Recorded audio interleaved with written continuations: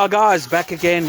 We're busy doing a water feature, well actually a fish pond, and of course all of this is old waterproofing which we're busy trying to get off. Try and take a closer view of it.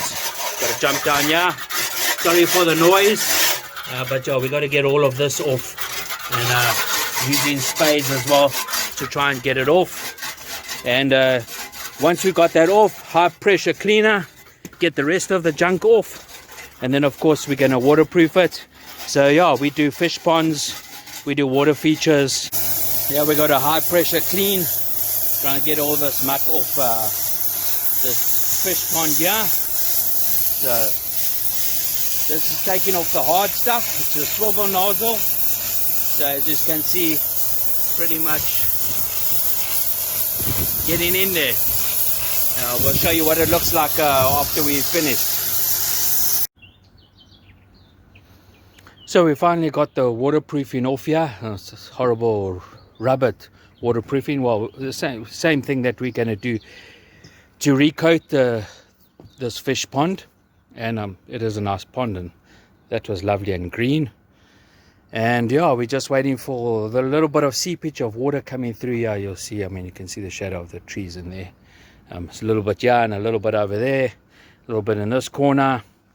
But yeah, once the sun has come out and that's all dry, then we can sort this out and waterproof it. And yeah, quite a mission doing a fish ponds. They're smelly, and unfortunately sometimes you get to taste the water as well while you're cleaning it. So yeah, I'll show you on the next video, well, join to this one, what it looks like when the waterproofing is actually done, and then the client can put the fish back in and the water back in and for away. So yeah, you'll see the next one carries on from here.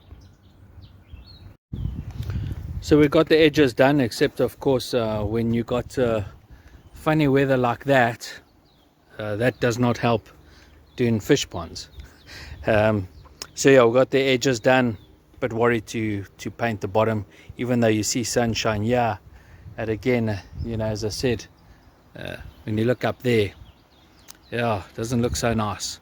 Bit of a risky thing, painting waterproofing, and then of course it rains, because then it just washes your product away. Some products dry quickly, 30 minutes, other ones 2 hours, just depends on the product. But yeah, this is looking good compared to what it looked like when we started. Finally we have this pond sorted out. 2 coats of waterproofing. Most important, guys, make sure that you clean all the rubbish out. High pressure cleaner, don't have to go and buy one. Clean the rest of the rubbish out. Then of course it's a bit painful trying to get the water out. Then you got to make sure that it's dry, nice and bone dry. 2 coats of proper waterproofing with a nice fiber in it, and specially made for ponds. And then most important, guys, don't let your client or you use it if it's for yourself for 7 days. This just makes sure that it cures properly. And as you can see, most important, do it nicely for the client. Thanks guys for watching my videos.